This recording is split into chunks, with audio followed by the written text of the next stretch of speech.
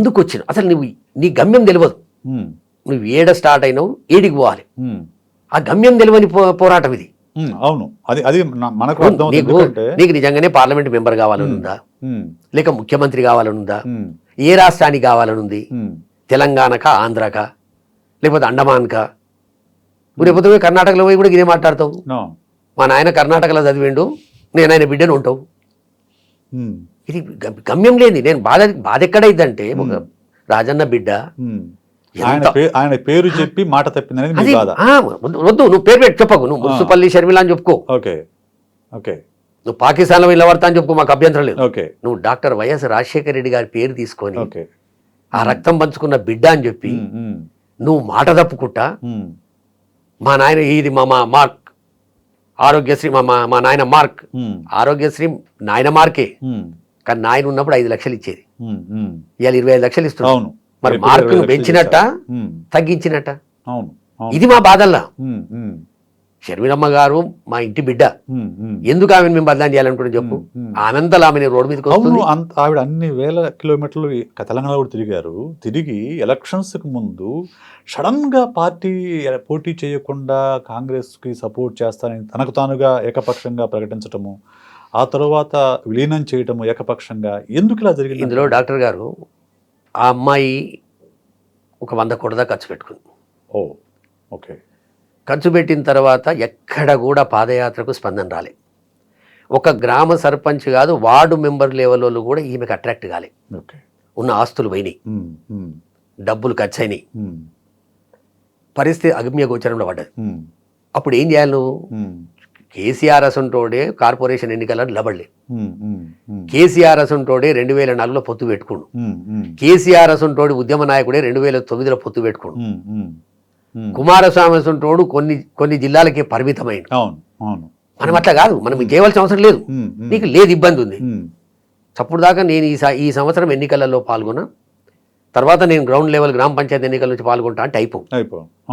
ఇవాళ దీని ఎంబడి పెద్ద కారణాలున్నాయి. అది కొందరికి కథలు లెక్క అనిపించవచ్చు, కొందరికి అర్థం కాకుండొచ్చు. ఈ విషయాన్ని గ్రహించినటువంటి చంద్రబాబు నాయుడు, డికే శివకుమార్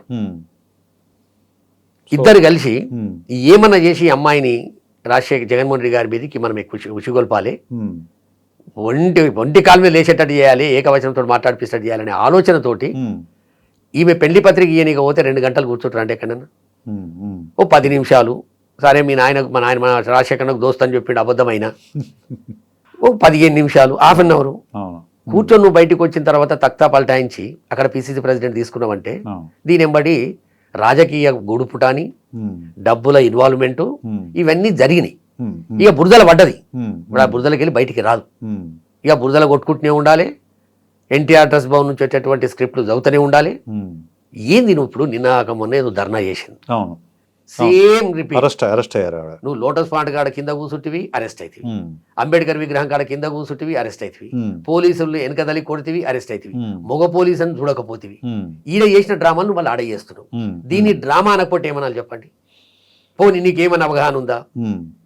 పోలవరం ఎప్పుడు మనకు ఫస్ట్ ఫౌండేషన్ వేసిర్రు, దానికి రాజశేఖర రెడ్డి గారు కాలువలు దోపించినప్పుడు ఎంత పని అయింది, తర్వాత వచ్చినటువంటి రాజశేఖర రెడ్డి గారు దివంగతులైన తర్వాత వచ్చిన ముఖ్యమంత్రులప్పుడు ఎంత పని అయింది, చంద్రబాబు నాయుడు తోటి ఏం జరిగింది, ఇవన్నీ కనుక్కొని ఒక్కొక్క సబ్జెక్ట్ మీద రమ్మను, వచ్చి నువ్వు మాట్లాడమను.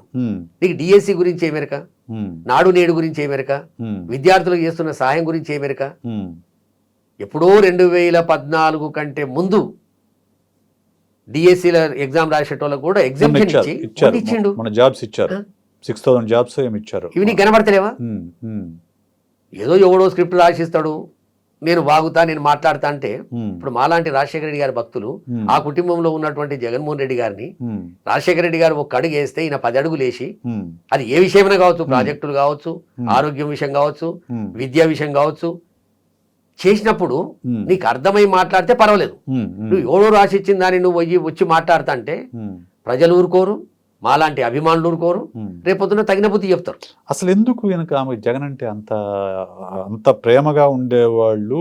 నాకు తెలిసిన మేరకు, మీడియాలో చూసిన మేరకు వాళ్ళిద్దరూ చాలా క్లోజ్ అసోసియేషన్, రిలేషన్షిప్ ఉంది వాళ్ళిద్దరి మధ్య. సడన్గా అది ఇంత వైరంగా ఎందుకు మారింది? ఇది వైరంగా మారడానికి వేరే కారణాలు ఏం లేవు. ఈమెకు ఓర్వలేనితనం ఉంది. ఓకే. అహంకారం ఉంది. Sibling rivalry. మా అన్నకి ఇంత స్థాయి వచ్చింది, నాకు రాలేదు. ఎట్లొస్తుంది? ఓకే. ఎట్లొస్తుంది చెప్పు? అంటే ఆమె కూడా నేను కూడా తిరిగాను కాబట్టి. తిరిగాను. ఎంత అవగాహన లేని మాటలంటే, సాక్షిలో పార్ట్నర్షిప్ ఉందని తెలంగాణ చెప్పలేదు, ఆంధ్రలో పోయి చెప్పింది. అవును. మనం సాక్షిలో పార్ట్నర్ అయితే నీ అన్నతోటి పూర్తి స్థాయిలో భాగస్వామి కావాలనుకుంటే, పంచుకోవాలనుకుంటే, మరి అందులో సాక్షిలో పెట్టిన వాళ్ళని జైలుకు పంపించారు. నిన్న ఎక్కడన్నా కేసులో ఉందా? ఇటువంటి అవగాహన లేని ముచ్చట్లు. ఏముంటుంది చెప్పు? నీకు గమ్యం తెలియదు, నీకు ఆశ ఉంది, ఆశయం లేదు. జగన్మోహన్ రెడ్డి గారికి ఆశ, ఆశయం రెండు ఉన్నాయి.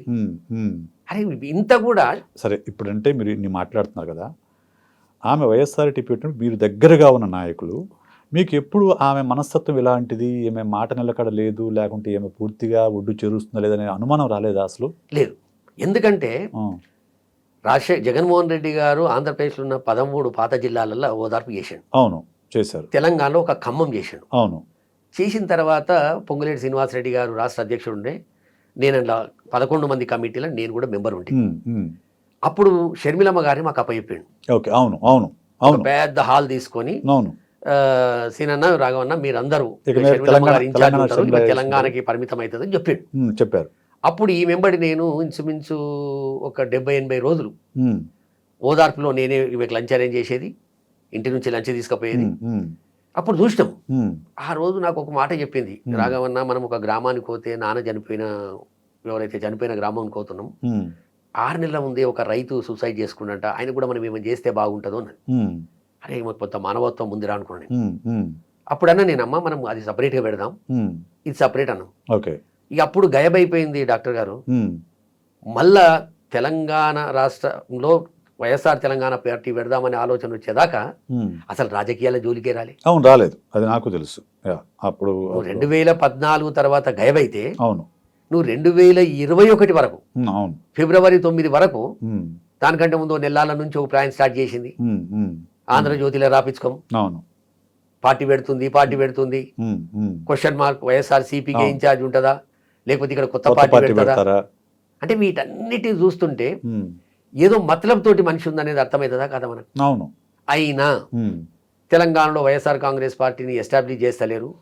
మా రాజన్న బిడ్డనే కదా, ఓకే, మనం వేరే పార్టీలో అయితే పోలేము. రాజశేఖర రెడ్డి గారి పట్ల మీకున్న అభిమానం మాత్రమే ఆ వెనక నిలబడేలాగా చేసింది. రాజశేఖర రెడ్డి గారి కూతురు వైఎస్ జగన్మోహన్ రెడ్డి గారికి చెల్లెలు, అంతే, రెండోది లేదు, వేరే ఏం లేదు, అంతకుమించి ఏం లేదు. ఓకే. లేకపోతే మాకేం సంబంధం చెప్పండి? Okay, okay. ఎవరితో సంబంధం ఉన్నా మాకు రాజన్నతోటే సంబంధం. రాజన్న బిడ్డగా వచ్చినాం, ఆహ్వానించినాం, ఫార్మాలిటీగా పోయినాం, వెంబడి ఉన్నాం.